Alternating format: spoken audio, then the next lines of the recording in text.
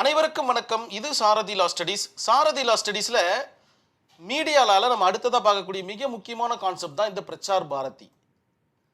பிரச்சார் பாரதி 1990 இந்த 90s கிட்னு சொல்கிறாங்க பார்த்தீங்களா, அவங்களுக்கும் இல்லை 80s பிறந்தவங்களுக்கும் மிக அற்புதமாக தெரிஞ்சிருக்கும்.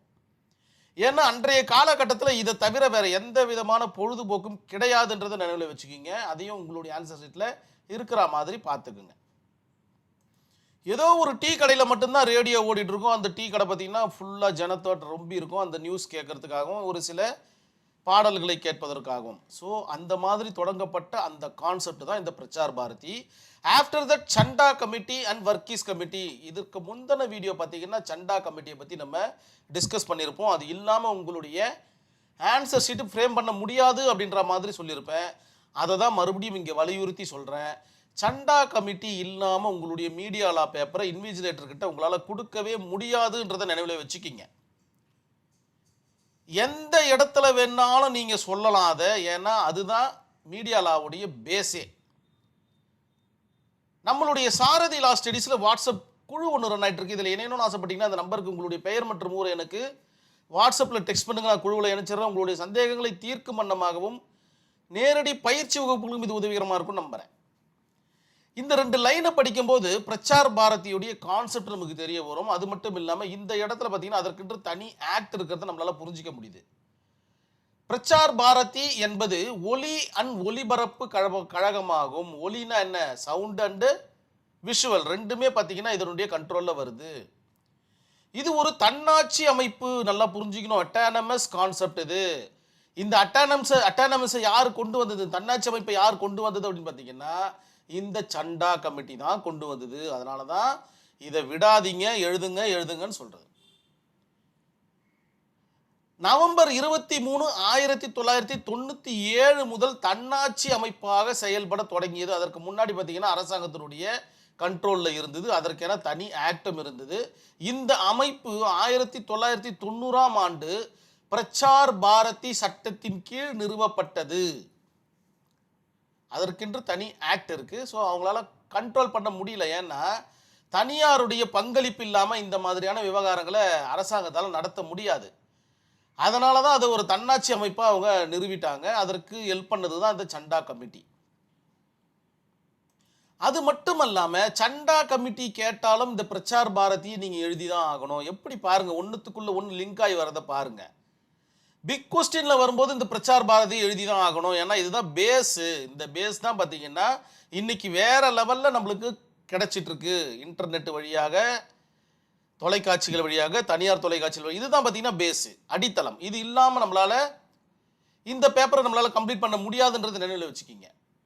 ஸோ பிரச்சார் பாரதியும் இல்லாமல் உங்களுடைய ஆன்சர் ஷீட்டை உங்களால் இன்விஜிலேட்டர்கிட்ட கொடுக்க முடியாதுன்றதை இந்த இடத்துல நான் மிக தாழ்மையாக பதிய வைக்கிறேன். அதனுடைய ஸ்ட்ரக்சர் அப்படின்னு பார்த்தீங்கன்னா முதல்ல ஆல் இண்டியா ரேடியோ. இது பார்த்தீங்கன்னா சவுண்ட் பேசிஸில் வரக்கூடிய விஷயம். வானொலி ஒலிபரப்பு, ஆகாஷவாணி, செய்திகள் வாசிப்பது அப்படின்ற மாதிரி கேள்விப்பட்டிருப்பீங்க. அது எல்லாமே இந்த பிரச்சார் பாரதியிலேருந்து வந்த ஒலிகள் தான். அதன் பிறகு பார்த்தீங்கன்னா தூர்தர்ஷன், பொதிகைன்னு இருக்குது பார்த்தீங்களா. அது ஒவ்வொரு ஸ்டேட்டுக்கும் ஒரு பெயரில் இருக்கும். கைரளின்னு இருக்குது. இந்த மாதிரி நிறைய இருக்குது. சரிங்களா? ஸோ ஸ்ட்ரக்சரில் பார்த்தீங்கன்னா 2 தான். ஒன்று பார்த்தீங்கன்னா ஆல் இண்டியா ரேடியோ, கீழே பார்த்தீங்கன்னா ஆகாஷவாணின்னு எழுதிக்கிங்க. தூர்தர்ஷன் போட்டுட்டு கீழே பார்த்தீங்கன்னா அந்தந்த ஸ்டேட்டுக்கு ஒரு பெயர் கொண்ட ஒரு கான்செப்ட் இருக்குன்ற மாதிரி எழுதுங்க. ஸோ இது தொலைக்காட்சி ஒலிபரப்பு. இது ஒலி அமைப்பு. ரெண்டுமே இதில் சேர்ந்து வரும். சவுண்டும் சேரும், விஷுவலும் சேரும். இதில் பார்த்தீங்கன்னா சவுண்டு மட்டும்தான் சேரும், விஷுவல் சேராது. புரிஞ்சிருக்கும். இதனுடைய அப்ஜெக்டிவ் என்ன அப்படின்னு பார்த்தீங்கன்னா பப்ளிக் சர்வீஸ் ப்ராட்காஸ்டிங். முதல்ல நல்லா புரிஞ்சுக்கிங்க. இதெல்லாம் உங்களுடைய ஆன்சர் ஷீட்டில் 1 by 1 இருக்கிற மாதிரி இருக்கணும். பொதுவான கான்செப்ட் தான். ஒரு ஒலிபரப்பு கழகம் எதற்காக உருவாக்கப்படும் அப்படின்னு பார்த்தீங்கன்னா மக்கள் அனைவருக்கும் கல்வி. முதல்ல பார்த்தீங்கன்னா கல்வியை எல்லாருக்கும் கொண்டு போய் சேர்க்கணும் அப்படின்றதுக்காக தான் நிறைய செய்தி துணுக்குகள் மாதிரி சொல்லிக்கிட்டே இருப்பாங்க.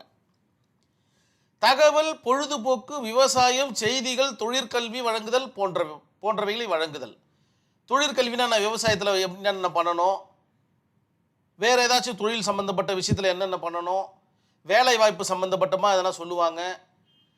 செய்திகளை சொல்லுவாங்க. ஸோ இந்த மாதிரி எல்லா கான்செப்டும் பார்த்தீங்கன்னா பொதுமக்களுக்கு உபயோகப்படக்கூடிய வகையில் இருக்கும்.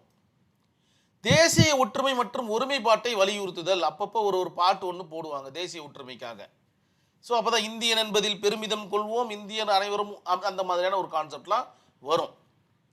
இந்திய கலாச்சாரம், பாரம்பரியம், மொழிகள் ஆகியவற்றை பாதுகாத்து மேம்படுத்துதல். அதனால தான் பார்த்தீங்கன்னா ஒவ்வொரு ஸ்டேட்டுக்கும் ஒரு பிரச்சார் பாரதியில் அந்த ஸ்டேட்டுடைய கான்செப்டை வலியுறுத்தி பேசுவாங்க. சிறுபான்மையினர், பின்தங்கியோர், பழங்குடியினர் ஆகியவற்றின் குரலை வெளிப்படுத்துதல். அவர்களுக்கென்று ஒரு சில தேவைகளை பார்த்தீங்கன்னா பூர்த்தி செய்வாங்க. கல்வி அடிப்படையிலும் வேலைவாய்ப்பு அடிப்படையிலும் அவர்களுக்கு என்ன வேணும், என்ன மாதிரியான விவசாயம் செய்யணும், இந்த மாதிரியான விவகாரங்கள் எல்லாம். சர்வதேச அளவில் இந்தியாவின் துறை வளர்ச்சியை மேம்படுத்துதல். நாங்களும் இருக்கிறோம் அப்படின்னு எடுத்து சொல்லக்கூடிய ஒரு பிரச்சார பீரங்கியா பார்த்தீங்கன்னா இந்த பிரச்சார் பாரதி அந்த காலகட்டத்தில் இருந்தது, இப்பயும் இருக்குது. ஆனால் அது ஒரு பெரிய ஒரு நொடிப்பு நிலையில தான் இருக்குது. அது இவங்கெல்லாம் தனியார் பங்களிப்பு வந்த உடனே அவங்களால சரியாக நடத்த முடியல, எல்லாம் ஓடிட்டு இருக்கு, அவ்வளோதான். ஸோ அரசாங்கத்தால் இவ்வளோ தான் பண்ண முடியுன்ற கான்செப்டும் கூட. ஏன்னா இதை இம்ப்ளிமெண்ட் பண்ணனா கொஞ்சம் நஞ்ச செலவாகாது.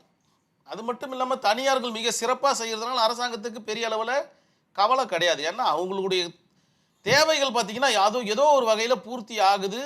அதை கண்காணிச்சா மட்டும் போதும். அதற்காக உருவாக்கப்பட்டது தான் இந்த பிரச்சார் பாரதி ஆக்ட் இன் 1990. இந்த அளவுக்கு எழுதுனீங்கன்னாவே போதும், உங்களுக்கு மிக அற்புதமான மதிப்பெண்கள் கிடைக்கும். மொத்தம் 6 அப்ஜெக்டிவ் இருக்குது, 5 அப்ஜெக்டிவ் இருக்குது. அது மட்டுமல்லாது நீங்கள் எதனா 2-3 சேர்த்து கூட எழுதலாம், தவறொன்றும் கிடையாது.